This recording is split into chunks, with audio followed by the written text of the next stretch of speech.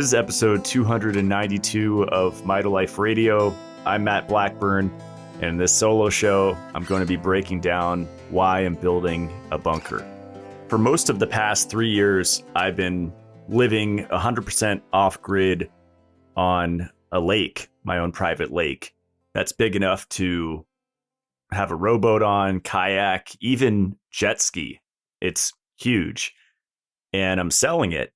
I've moved out of state a few different times the past 3 years, and I keep going back to Idaho just because I love it here. I love the gun laws, the freedom, the fact that when you're living rural, especially up here in the north, there's not as many people because a lot of people don't like dealing with cold winters and snow.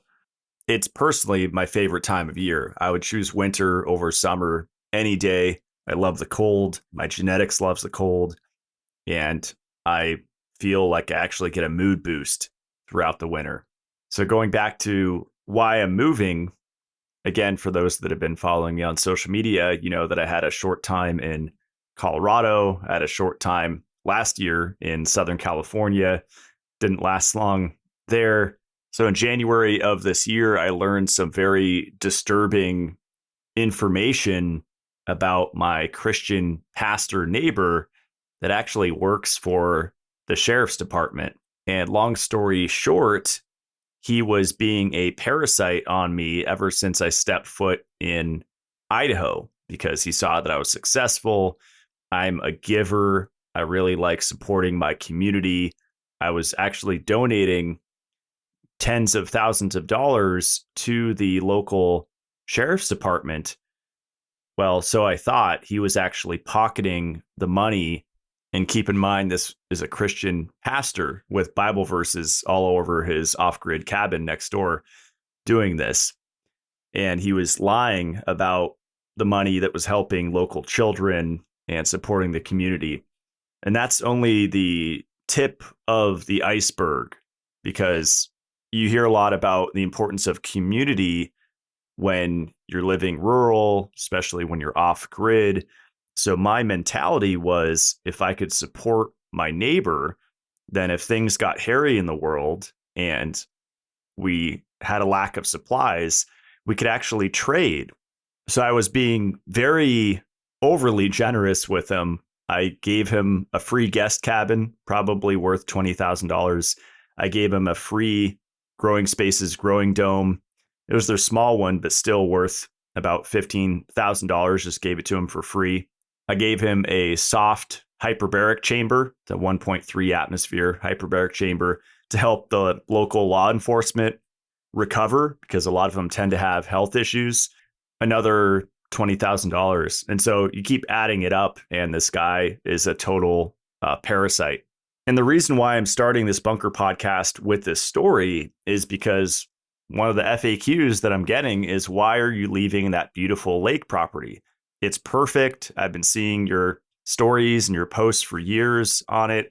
It looks like it's absolutely set up. Why would you ever leave? Well, this is one of the main reasons. There's a lot of psychotic people in the health industry, and one of the attacks that they use on me is that I'm a flip-flopper. I'm so indecisive. I'm constantly changing, very unstable.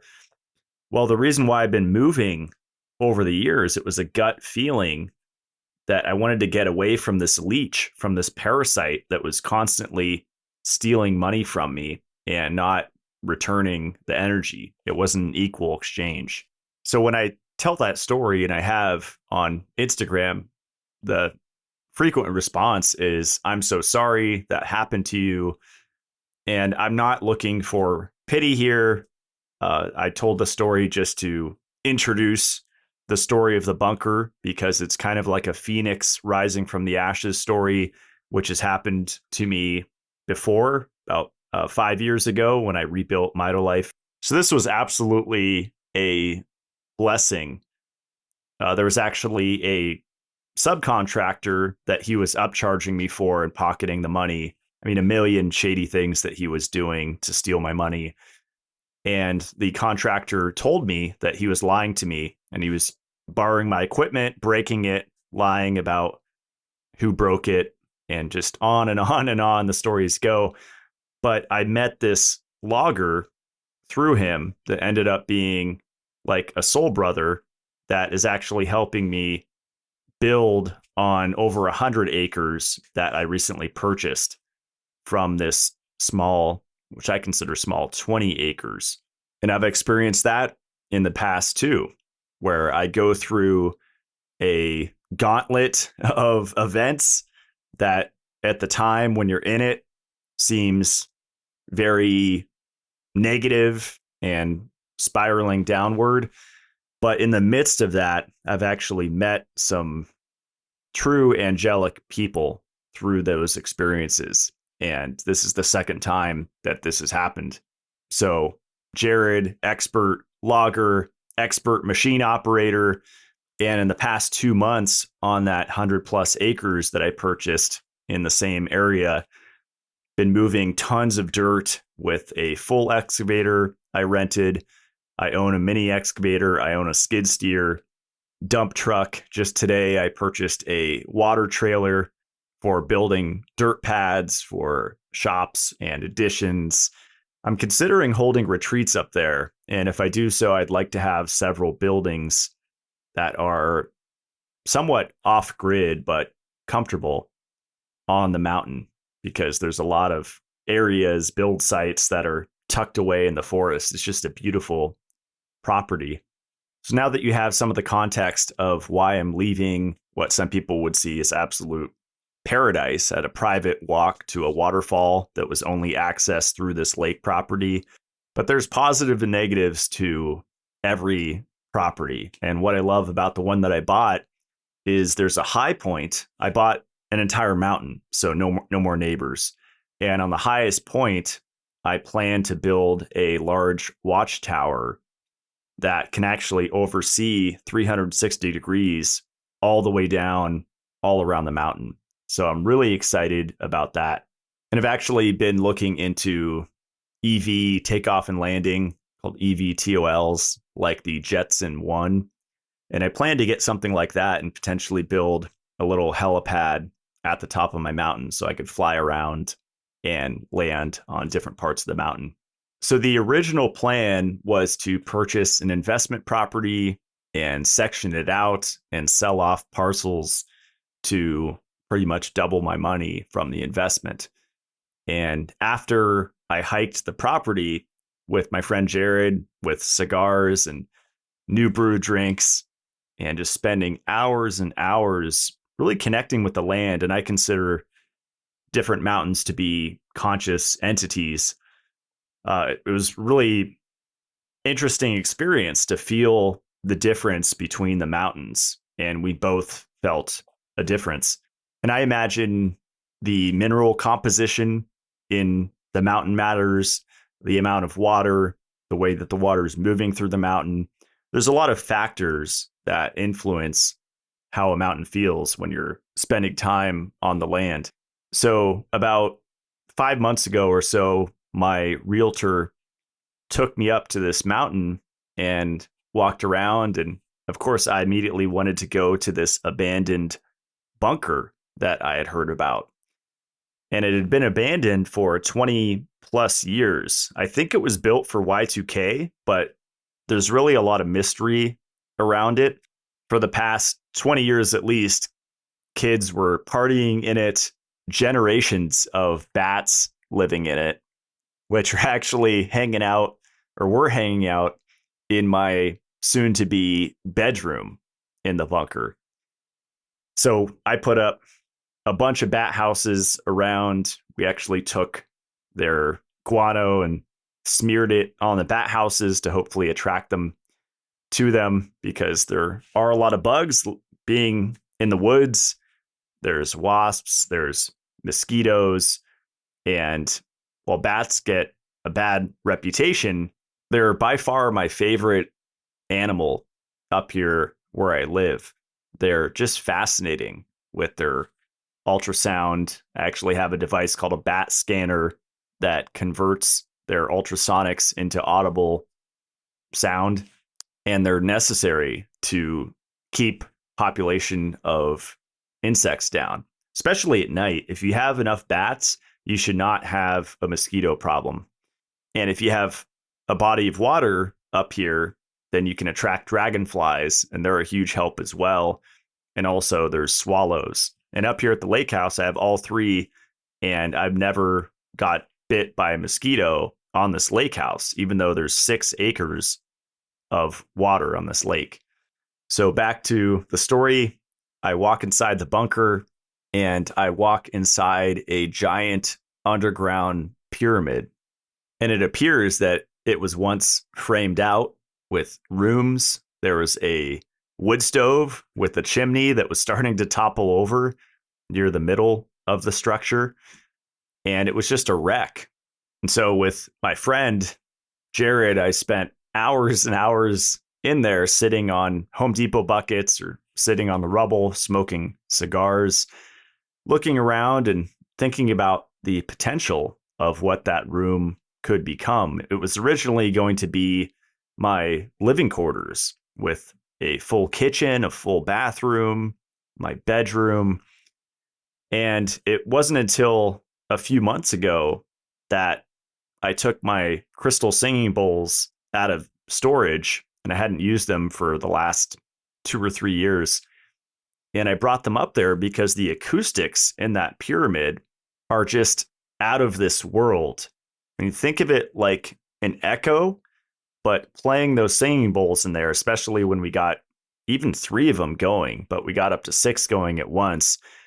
And the resonance just vibrated your whole body. And I personally, after 10 minutes of playing them, feel like I took a nap for an hour. I've experienced several sound baths in the past with gongs and outdoors, indoors. There's something about being inside this shape and how the sound bounces off the walls. It's unlike any sound bath I've ever experienced. It's very amplified.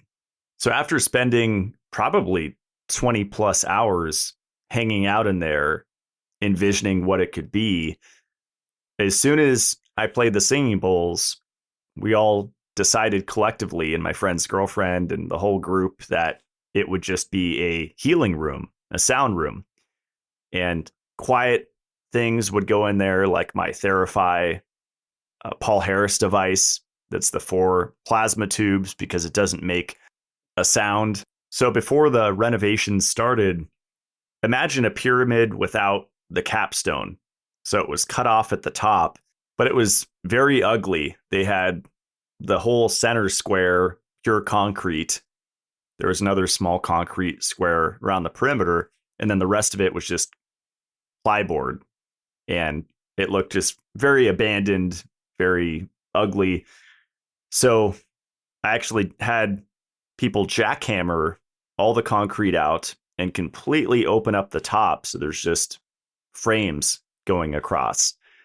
And I'm in the process of getting a spiral staircase. It's going to be about 18 feet just to the capstone. And then when you're up at the capstone, it's a glass floor. And I'm actually working on engineering a Nubian style pyramid for the capstone. So back in the day, in my raw vegan and vegetarian days, I was a huge fan of the late Patrick Flanagan. And through Patrick Flanagan, I met Nick Edwards, who also passed, but he wrote a book with Patrick called Pyramid Power. And Nick Edwards, who I also never met, would go to these health conferences and sell these meditation pyramids, which my friends David and Will had one.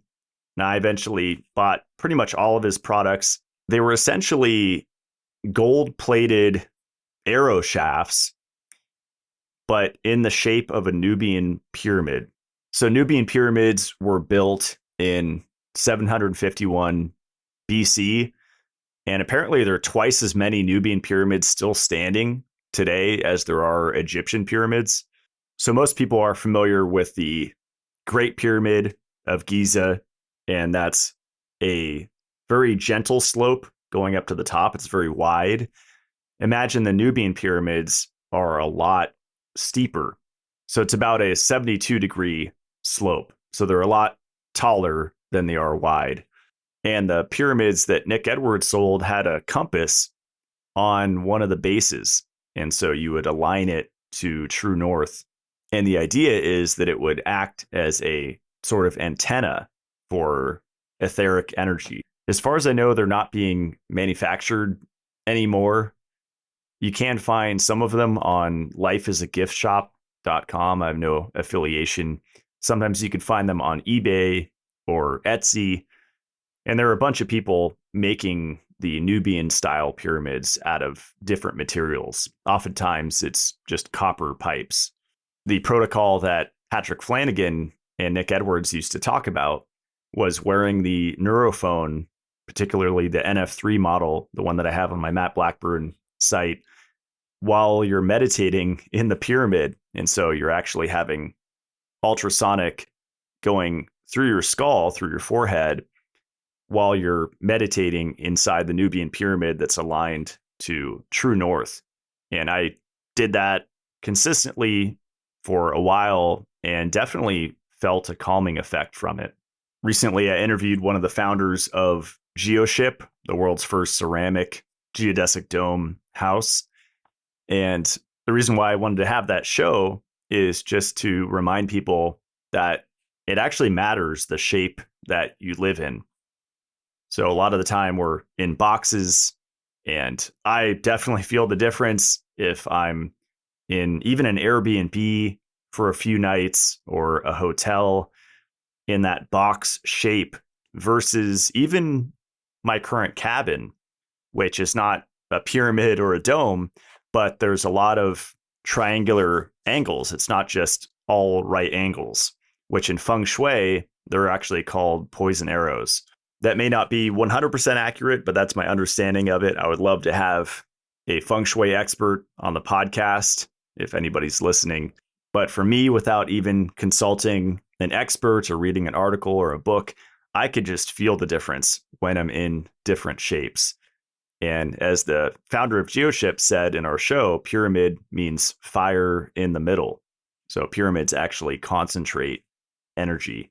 And there's different schools of thought, of course, from people of different philosophies, that you don't want to be in a dome shape living in that, or you don't want to be in a pyramid shape. My mentality is it's good to just put your body in these different shapes, if available to you, as much as possible.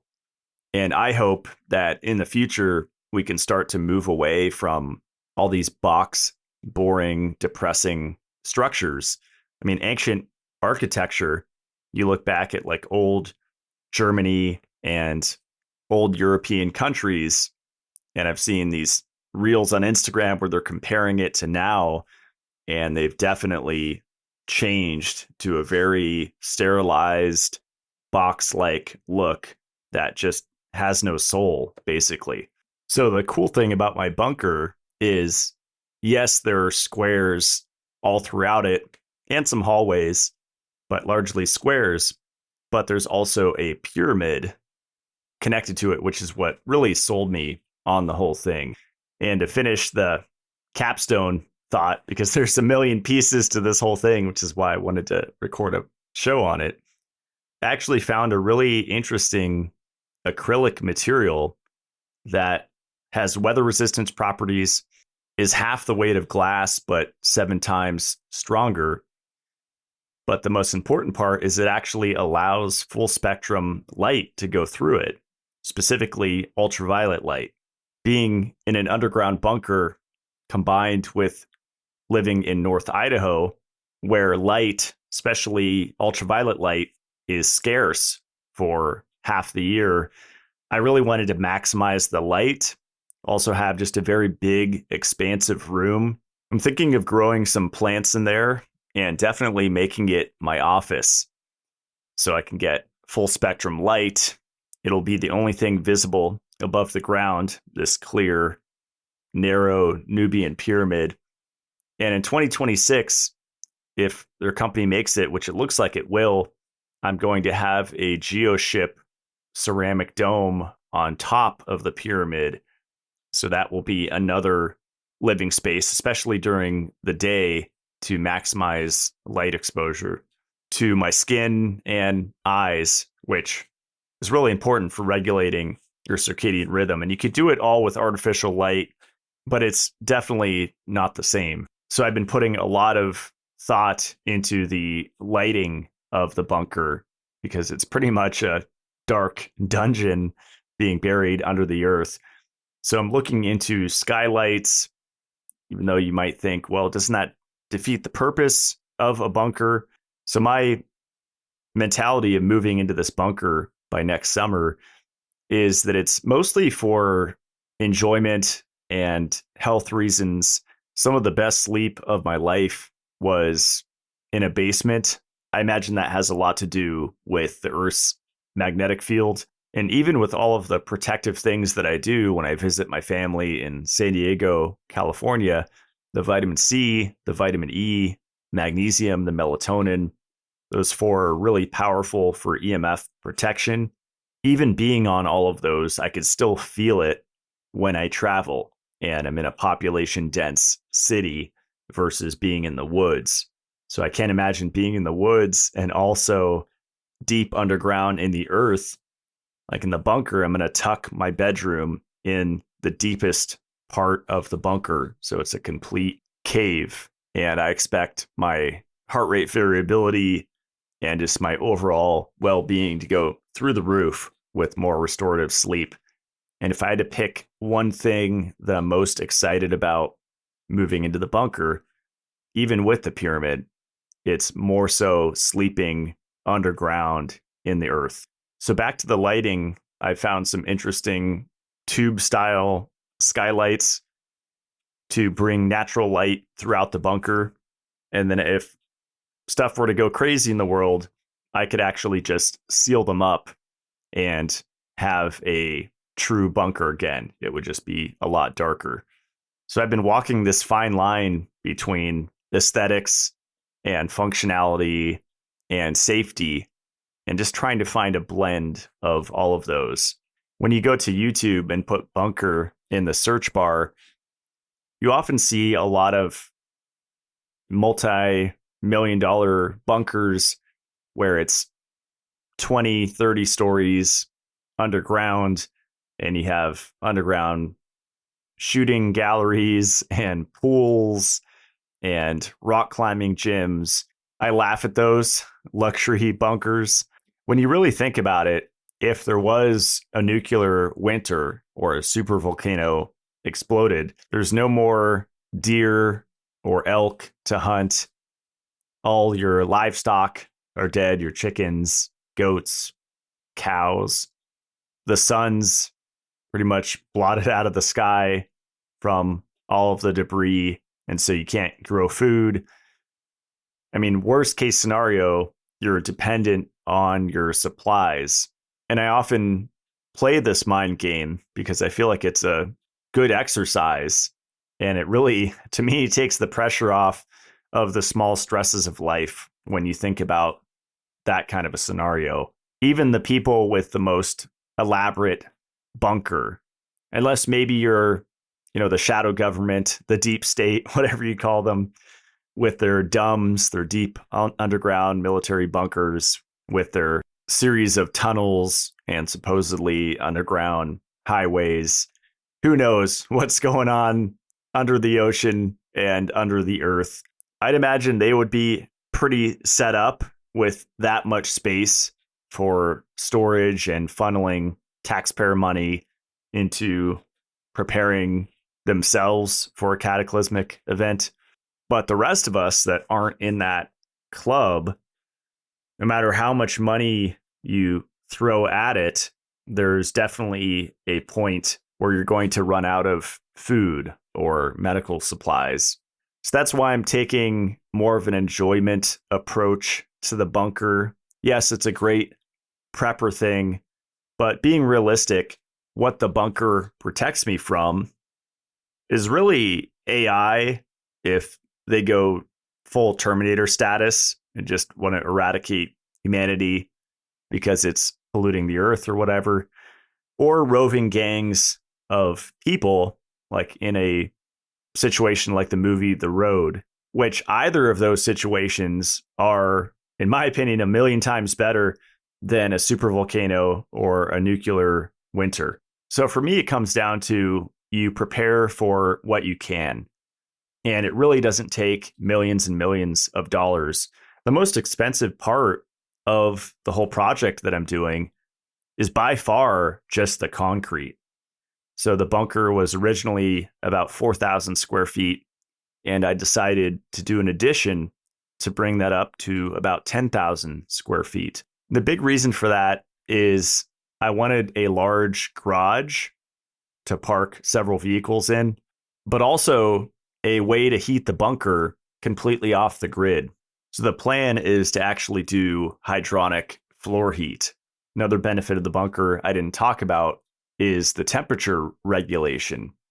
So if you buy a growing spaces dome, in that kit, they have built in this geothermal idea where you dig down several feet below the dome, about 5 or 6 feet, and put a series of tubes with fans connected to it that you're blowing air through those tubes and either cooling or heating the air, depending on which season it is. So below the earth, it's a constant 50 to 60 degree Fahrenheit temperature. So whether it's high 90s Fahrenheit, like it was here a couple months ago, or in the winter, it's negative 20 Fahrenheit. That's a huge difference. And so we can use that to our advantage to cut down on either the heating bill and also the air conditioning bill. In the pyramid, where the capstone was off and it was wide open and the temperature was in the mid to high 90s Fahrenheit, doors wide open.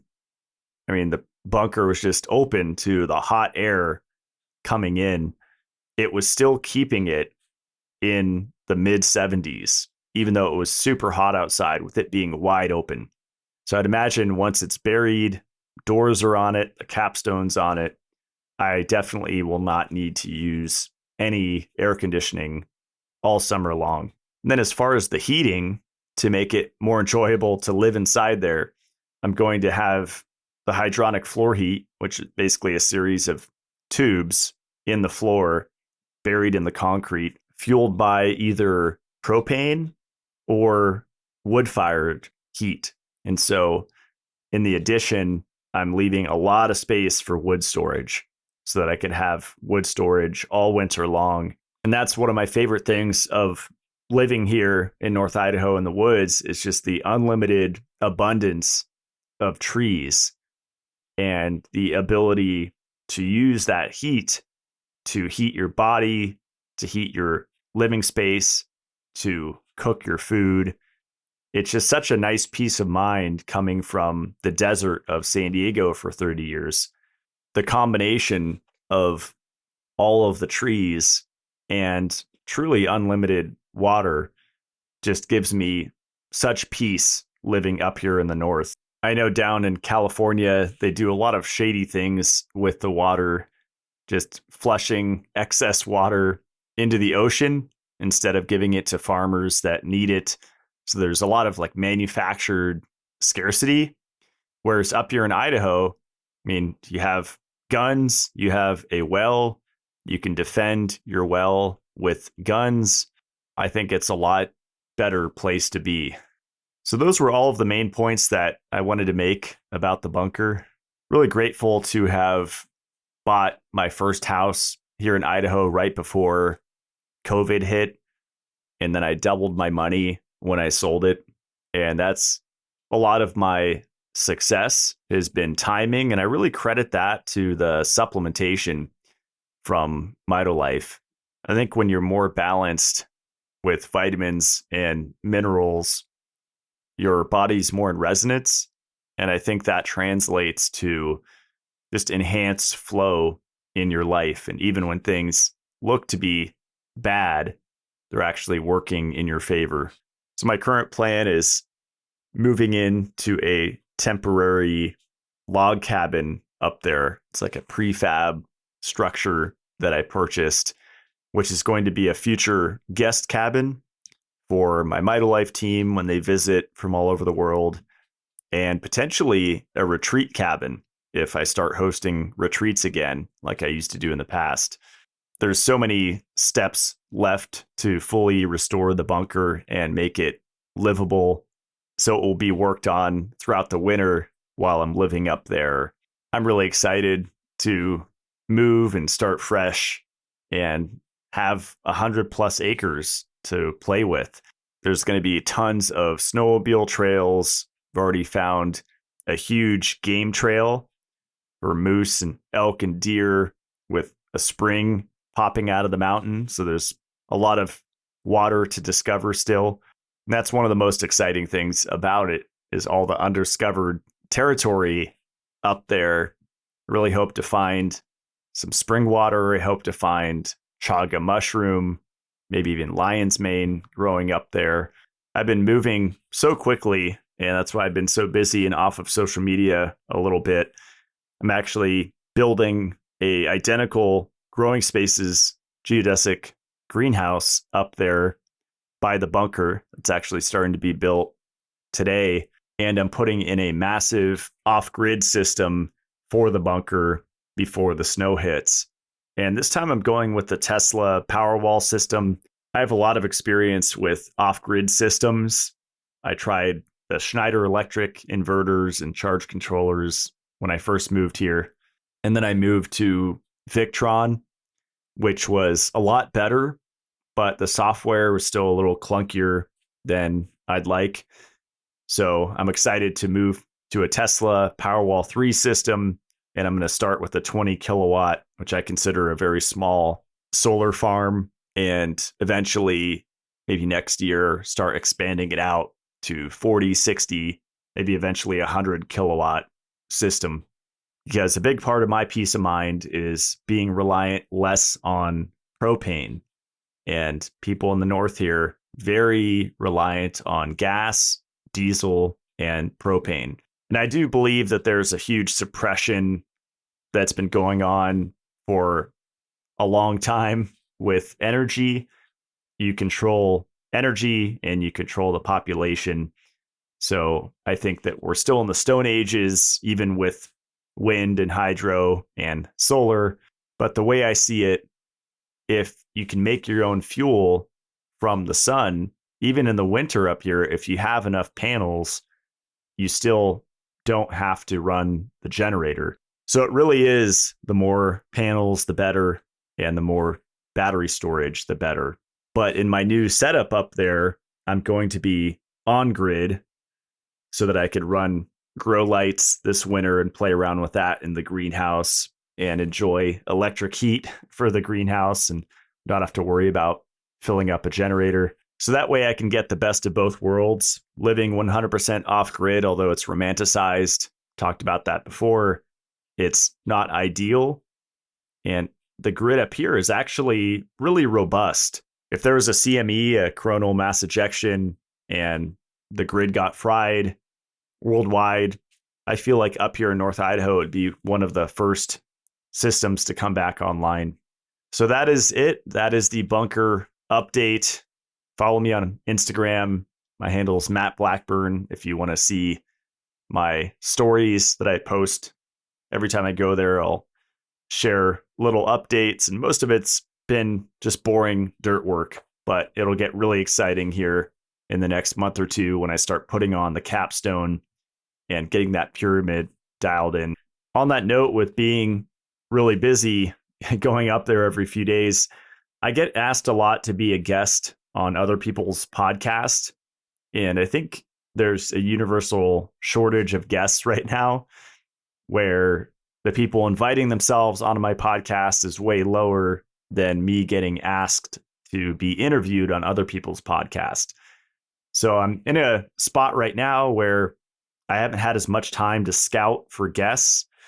And I usually reject people that invite themselves on my show, not in a mean way, but just because maybe it's not the subject I want, or it's not going with the flow of the show, or whatever. But if you're a listener and you have something interesting to share, solutions for specifically certain chronic conditions, I'd like to have different shows on different chronic conditions and offer solutions to people. One of the common feedbacks I get about this podcast is that my solo shows are better than my interviews, but it takes so much energy to do solo shows that are different from this one that's more like lifestyle, life update stuff. If I do a health show, it's just a lot of research that goes into it. And so I can't do those very often. And I do enjoy learning from guests on the show. So all that to say, if you think he'd be a good guest, send me a message on Instagram or email MitoLife or something, and we'll see if you're a good fit. My website is matt-blackburn.com. You can see all of my recommended products. You can read about my CLF protocol, stands for calcification, lipofuscin, and fibrosis. My brand is called MitoLife. You can find that at mitolife.co. We're having a buy one, get one sale right now on the vitamin C product, which to me is one of the most basic EMF protection things to take, but it's also anti-stress. It's great if you were raised vegan or vegetarian because you tend to be higher on the copper side, and vitamin C helps to regulate that copper and lower anxiety, potentially, just make you feel more grounded. And you don't have to megadose it. You don't have to take tens of grams every day, but try to be consistent with it, taking it throughout the day for a little while and see if you feel a difference. 4 capsules every hour or something like that. Be sure to sign up to the newsletter. Unlike a lot of supplement brands, they're really light on the marketing side and really heavy on the informational side. And that goes along with the MitoLife Instagram as well. We do really in-depth posts on what these substances do in the body and how they can be helpful for various situations that people are dealing with. So that is all for today. I will see you guys next Friday. Stay supercharged.